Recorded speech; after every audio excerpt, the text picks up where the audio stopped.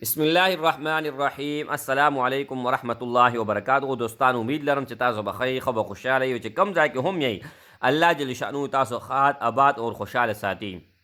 زما عزتمندو یو عمل تاسو ته دلته وامه حروف مقطعات نه یو حرف دی هغه تاسو سره شیر کوم ان شاء الله تعالی. الفاظ دی او حروف دی هغې من تاسو عمل وکئ چې چانه کوم جائز مقصد وباسل غواړئ نو ان شاء الله تعالی تاسو ته به انکار نه کوي. چې کوم کور ته ځئ رشته کول غواړئ ان شاء الله انکار به تاسو ته نه کوي. که کامیابي غواړئ ترقي غواړئ یا فیکټرۍ کې یا سرکاري ملازمې کم ځای کې هم ترقي غواړئ ان شاء الله تعالی الله جل شانه به ترقي درکوي. که کور ته راځئ نو کور نه مخکې دا عمل وکړئ ان شاء الله تعالی چې څو پورې ته په کور کې نو برکتونه به نازلیږي. ستاسو په کور کې به جګړه نی لړای بنی او ستاسو په کور کې به چې کم دی شیطانان هغوی به تښتي او څومره هم خبایث جنات دي هغه به هم تښتي ان شاء الله تعالی.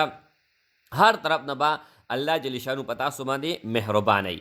زما عزتمندو یو کس نه تاسو جائز مقصد وباسل غواړئ اجازت په زما هغې خویندو میندو ته یي هغې رونو ته به چې کم دا جائز طریقې دپاره کوي که ناجایز طریقې دپاره کوي نو کله هم زما طرف نه هغوی ته اجازت نشته او که کوي نو الټه به هغوی ته نقصان میلاویږي خو فایده کله هم نه. ځکه چې د الله جل شانه کلام دی دا مونږ په صحیح طریقه استعمالو په غلط طریقه کله هم نه.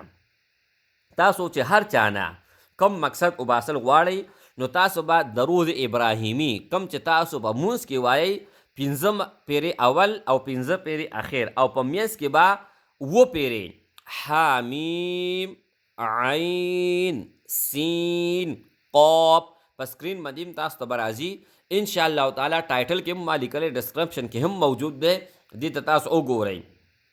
دا تاسو 7 پیرې ووایئ اول اور آخر 5 مرتبه درود شریف په سم لاس باندې پوک ووایئ.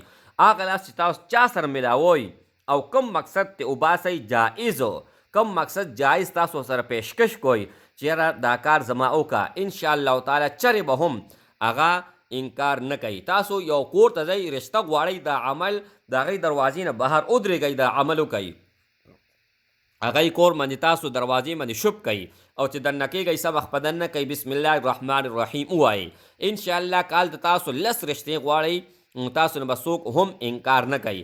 که تاسو ښځه خاوند تاسو په درمیان کې نااتفاقي ده جګړه ده په خبره تاسو جګړه کوئ چې کم هم یو خوږ شی هغه له ورکې دا پې دم کا او دا ووایه یا الله زموږ د ښځې خاوند دا رشته همیشه قایمه دایمه کړي او زموږ دا مینه محبت سیوا کوي او کمې ما او جګړه دا زموږ مرګه پورې مه راولي. دم کا ورکه که بچې د نافرمانه دي هغه له دم کا ورکه ان شاء الله تعالی. چرې به ستا بچې ته نافرماني ونه کړي او چرې به هم ستا خبره ونه غورځوي.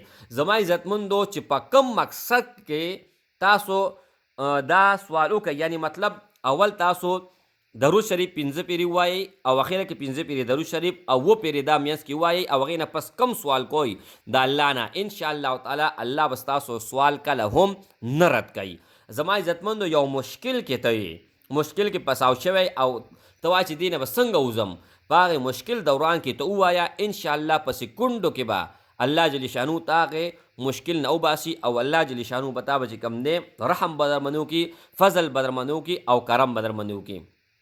زما عزتمندو زما له طرف نه هر یو که وړوکی که لوی که ځواني که بوډای که ښځی او که نري زما طرف نه اجازت دی خو اجازت صرف اور صرف هغه ته دی چې کم دا د الله رضا لپاره استعمالی او جایز طریقې سره استعمالی ناجایز طریقې سره کله هم زما اجازت نشته. السلام علیکم ورحمت الله وبرکاته.